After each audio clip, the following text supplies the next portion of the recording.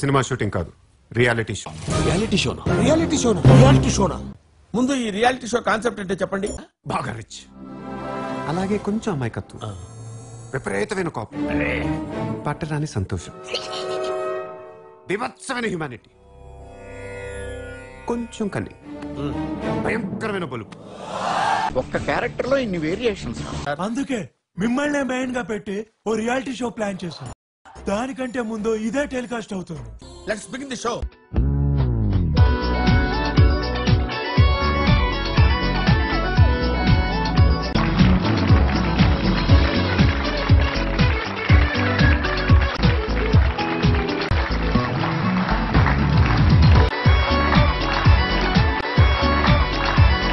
అబ్బాబ్బాబ్బా, ఏం చేస్త్రీ ఎప్పుడు ఇలాగే చేస్తారా? ఈ మధ్యలో చేస్తున్నారా?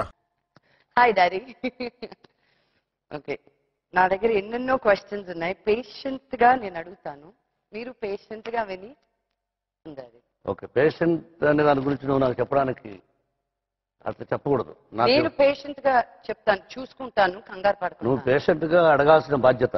అలాగే. నేను ఎలా సమాధానం చెప్తానో అది నాకు సంబంధించిన విషయం. అలాగే. ఎరా, మీ ఇంట్లో అందరూ ఇలా వంకరగానే మాట్లాడతారా? తిన్నగా ఎవడో మాట్లాడ్డా అనుకుంటా.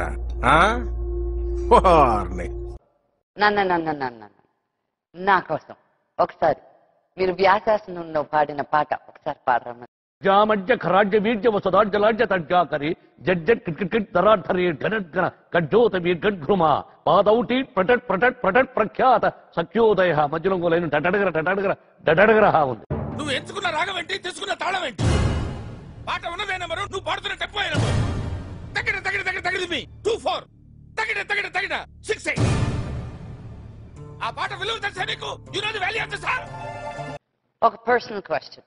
మీకు కోపం అని చాలా మంది అంటారు, మనుషుల్ని కొడతారు అంటారు. ఎంతవరకు నిజం? పోస్ట్ గానో మాట్లాడుతున్నావా, లక్ష్మీప్రసాద్ నా కూతురులా మాట్లాడుతున్నావా? ఆగండి, ఆ క్వశ్చన్ కి ఆన్సర్ ఒక చిన్న బ్రేక్ తర్వాత.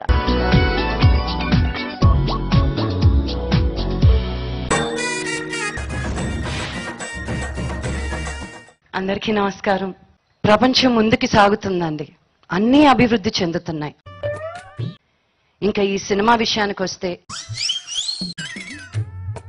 నీకెందుకు సినిమా అన్నవారికి సమాధానం ఇవ్వనన్నాను. నీ వస్త్రాలంకరణ మీద పెట్టిన శ్రద్ధలో సగం స్వరాలంకరణ మీద పెడితే బాగుంటుంది అంటున్నాను. I'm telling that. నేనేదో సాధించాలనో గొప్పలో చెప్పుకోవడానికో తీయలేదు. నా సొంతంగా నేను ఒక అమ్మాయిగా, ఒక ఇండిపెండెంట్ ఉమెన్ గా చాలా పోరాడుతూ ఉంటాను. నన్ను చాలా మంది ఇన్స్పిరేషన్ గా తీసుకుంటారు. గొప్పలు చెప్పుకోకూడదు, డబ్బా కొట్టుకోకూడదు. Okay, very sorry daddy.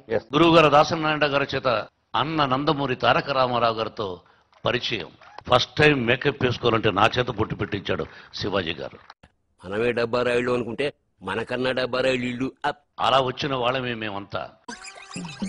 ఇంకా ఈ సినిమా గురించి చెప్పాలని, గోదావరి ఎక్కడో మహారాష్ట్రలోని నాసిక్ లో బాగులుగా వంకలుగా సాగుతూ సాగుతూ పాపికొండల్ని చీల్చుకుంటూ వచ్చి అమరధానమైన రాజమండ్రిలో కొలువు తీరిన చల్లని తల్లి ఆ గోదావరి తల్లి.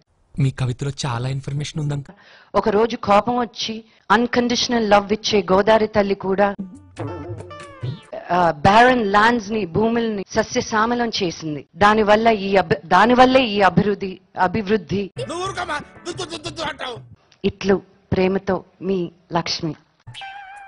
లక్ష్మిని గురించి నేనేం చెప్పాలి, కానీ భారతదేశంలో ఈ అవార్డులని వస్తే ఎన్ని అవార్డులు ఉంటే అన్ని అవార్డులు నా బిడ్డకి ఈ పిక్చర్ ద్వారా వస్తాయి యాజ్ హీరోయిన్.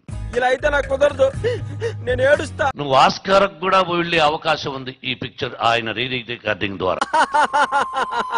చచ్చిపోతున్నా చెంచులక్ష్మి, చచ్చిపోతున్నా చెంచులక్ష్మి. పరలోక యాత్రకు బయలుదేరుతున్న తండ్రి, నా యాత్రను సుగమం చేయ. ఒక్క సీన్ లో she did a performance. Ayyappa Swami సాక్షిగా I have not seen my daughter is so. ఇంత పర్ఫార్మెన్స్ చేసిందా కాదని ఇంటి కట్టుకొచ్చావో కూరండ. ఈ సినిమాను గురించి ప్రజలు చెప్పాలి. చాలా బాగుంది, హాలీవుడ్ కూడా ఎంపిక అయింది.